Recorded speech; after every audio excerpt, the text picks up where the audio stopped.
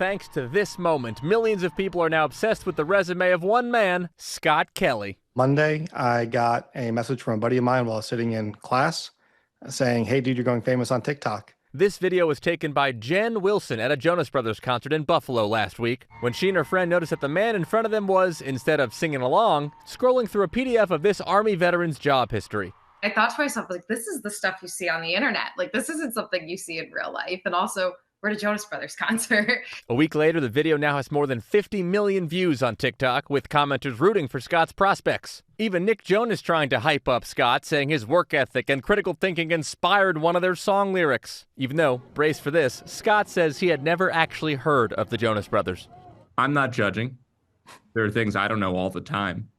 Mm-hmm. But how did you not know who they were?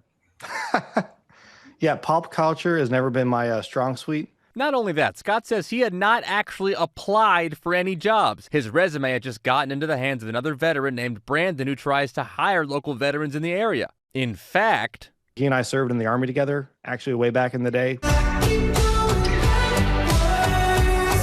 Well, Scott has also made some new friends, too, getting to actually hang out with the Jonas Brothers after appearing on The Tonight Show together on Friday. Got a selfie together, and they said, "Hey, if you ever want tickets, we're going to stitch you up with our team." And he now is a connection for life with Jen, whom he chatted with over video for the first time during our interview. I am grateful for Jen, and I think a lot of good's ultimately going to come of this whole thing.